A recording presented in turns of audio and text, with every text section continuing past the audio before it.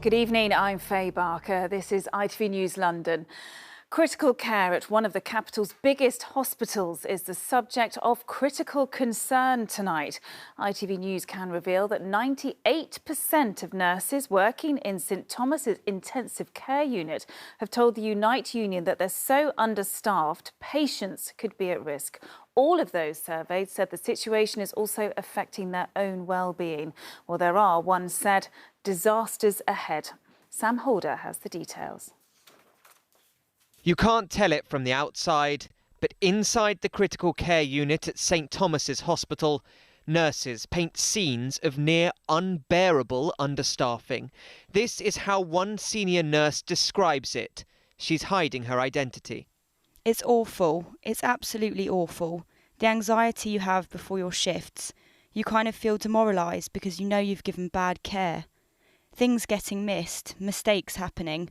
Blood specimens may get incorrectly labelled and they go to the labs with the wrong patient details. A survey by Unite found 98% of critical care nurses at St Thomas's believe their ICU is unsafe due to understaffing. 100%, all of them, say it's affecting their mental health. Bear in mind, this is before the winter months. Huge surges in COVID and flu cases are expected.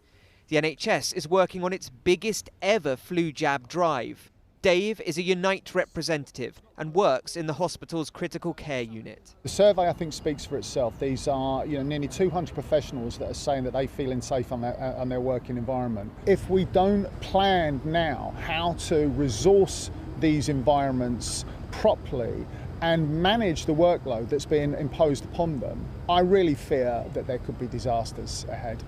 St Thomas's is one of London's most famous, most important hospitals. The Prime Minister was treated by the critical care team when he caught COVID 18 months ago. Well, nobody from Guy's and St Thomas's NHS Trust would speak to us today, but they strongly deny that critical care units here are unsafe. They say survival rates are among the best in the country and that they are investing in recruiting more nurses. They also say that they provide extensive health and well-being support for current staff. The lead nurse I spoke to says the trust is in denial. What do you call safety? Do you call safety someone who survived, but they survived with a pressure sore?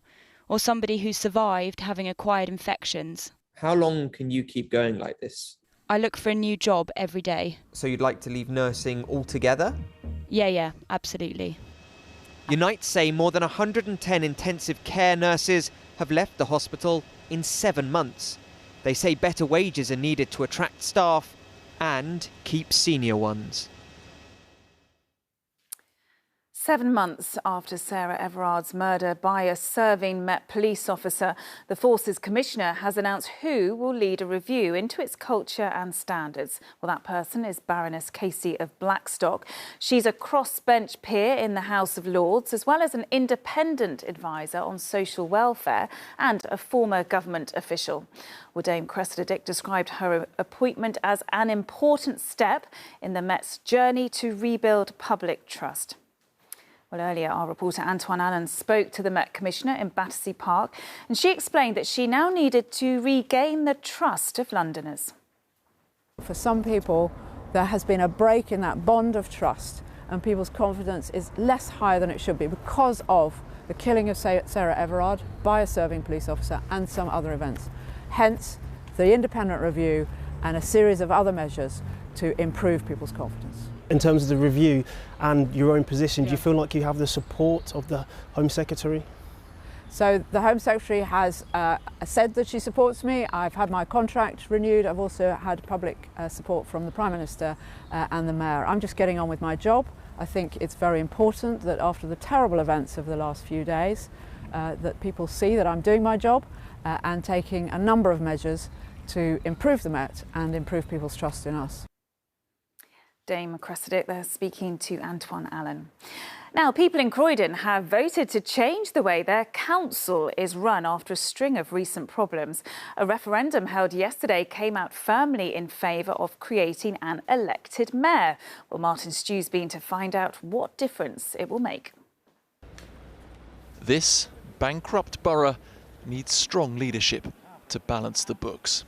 This morning's mayoral referendum results confirm the people of Croydon want a change. 4 out of 5 of the 21% of people who voted chose to switch from the current system, where you have councillors electing their leader, to one where people here in the borough get to choose a directly elected mayor. Well, I'm very pleased with the reaction. Jerry Meredith Smith has been campaigning for the change for 2.5 years. It's a big victory for common sense and for the people to make a better town again and to work together to recover, because we are in a dreadful mess. In November last year, the council admitted it was bust. An auditor's report highlighted a collective corporate blindness as the money ran out. The mayor will have executive control over big decisions, with 2/3 of councillors needed to veto their plans. Do you think it'll make a change? No, it won't. That wage needs to be somewhere else. Businesses are closed. You can see most businesses are closed here because of COVID. So any mayor that has to come on in this episode has to be very strong. I don't think nothing's going to change. The poor are going to get poorer and the rich are going to get richer. That's what I believe. Where does the kind of balance of power lie? Labour politician Hamida Ali had opposed the plans. She'll lose the council leader job she's had for 10 months when the mayor is elected. Last night was not about which party, which person. It was about listening to them about what they want to see about how their council is run. Well, they want change, don't they? They were really very clear, weren't they? You know, they want a mayor that they choose, and that's what we must listen to. That's what we must honour. Elections will take place in May. Martin Stew, ITV News. Hospitals, including Great Ormond Street, have made an urgent appeal for blood plasma donations. They're desperately needed in the capital. Donation centres here are only a quarter full each day. Well, the plasma is used to make medicines for people with rare immune diseases, as Sangeeta Kandola reports. 7-year-old Zaid is a regular at Great Ormond Street Hospital. He and his brothers have a genetic condition, which means they can't produce antibodies on their own. So every month he needs an infusion of plasma to keep him healthy. Without treatment, the boys would be more prone to infection. So without antibodies, we'd all be prone to infection. So without it, they wouldn't be able to live as normal life as they are.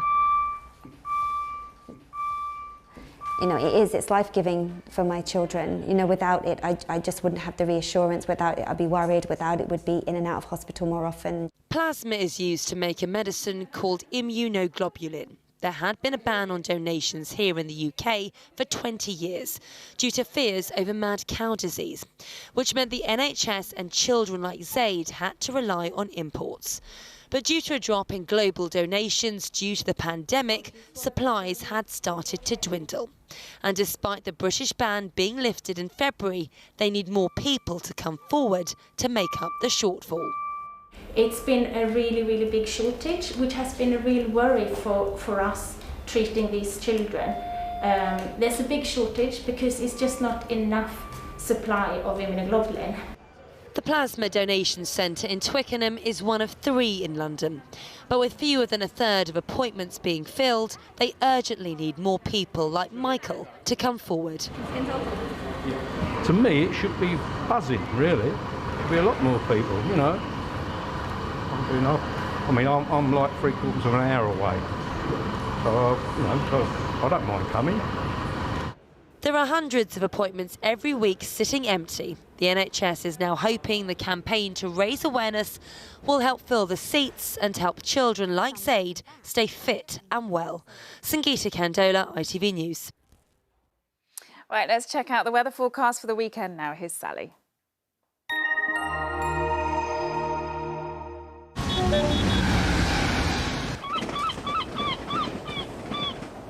Great Western Railway sponsors the ITV London weekend weather. Hello there and a very good evening to you. I hope you've had a lovely day. We've got not a bad forecast for tomorrow. There might be a bit of mist and fog around first thing, so watch the visibility. But compared to last Saturday, where I got absolutely soaked, we'll hopefully have some sunny spells and, of course, dry weather. And the temperatures still staying fairly mild, but they are cooling down as we head through into the start of next week. So back to the detail for tonight. That cloud clearing as we go through the night. For many of us, more starry skies, but there is a chance of some mist and fog forming, particularly to the south south of London, so do watch out for that if you're in your car and driving. And also it's going to be quite chilly overnight. Those temperatures dropping down to single figures, so a bit cooler than it has been. But when you wake up tomorrow morning, if there is any mist and fog and low cloud, that should start to lift as we go through the day to give us some nice sunny spells, some blue sky. There will be some cloud around, might be a bit hazy at times, that sunshine, more so to the east of London, parts of Essex and Kent. But the temperature's still doing quite well, highs of 18 or 19 degrees. Normally this time of year about 15 or 16 degrees. Into the outlook, Sunday possibly starting a bit cloudy, maybe a bit of drizzle, but improving through the day. Some sunny spells on Monday, and the temperatures, like I said, just fading off. That's it. Have a lovely evening. Good night and sleep well. Great Western Railway sponsors the ITV London weekend weather. That's the way it's looking in London tonight. We're back tomorrow evening at 7:15. Until then, night.